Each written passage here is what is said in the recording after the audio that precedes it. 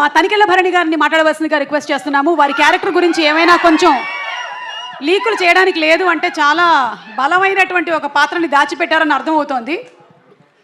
Cinema చూసే వరకు ఏది రిలీజ్ చేయడానికి లేదమ్మా, రివీల్ చేయడానికి లేదు. అందరికీ నమస్కారం. కమల్ హాసన్ గారి సినిమా మరో చరిత్ర దీపక్ మహల్లో చూశాను ఇక్కడ. ఆ చూడడమే ఒక అదృష్టం.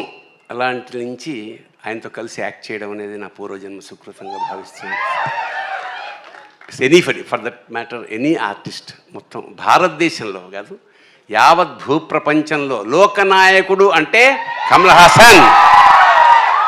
That's all. అంటే ఒక క్యారెక్టర్ కోసం ఆయన తీసుకునే శ్రద్ధ, కమిట్మెంట్.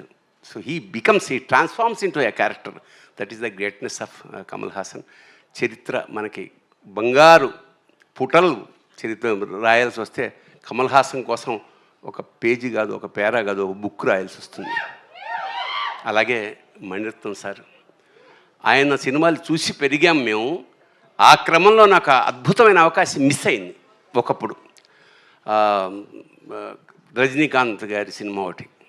తర్వాత అంటే ఆ వేషానికి నువ్వు అంతా చెక్ చేసిన తర్వాత నువ్వు సూట్ కావు, ఈ క్యారెక్టర్ ఏజ్ సరిపోలేదన్నారు. తర్వాత after a very long 30 years నాకు పొన్నియిన్ సెల్వన్లో స్క్రిప్ట్ రాసే అవకాశం వచ్చింది తెలుగుకి. So that was a very great opportunity. అప్పుడు నేను అడిగా అన్నమాట మణి గారిని, సార్ ఎప్పుడో సినిమా మిస్ అయిపోయింది సార్, ఒక్క షార్ట్ వేషం ఏమన్నా ఉంటే ఇస్తారా అంటే నవ్వాడు. అంటే ఇవ్వనని అర్థం. తర్వాత ఫోన్ వచ్చింది, చాలా పెద్ద వేషం, చాలా మంచి వేషం, వీళ్ళందరితో కలిసి చేసే అదృష్టం. మా నాజర్ గారు is one of my best friend in the industry. అలాగే త్రిష గారు ఫస్ట్ సినిమాలో నేను ఫాదర్ వేషం వేశాను త్రిష గారికి. సో థగ్ లైఫ్ అనేది ఒక యావత్ భారతదేశంలోనే ఒక సెన్సేషన్ క్రియేట్ చేస్తుంది మనస్ఫూర్తిగా నమ్ముకుంటూ. Thank you so much.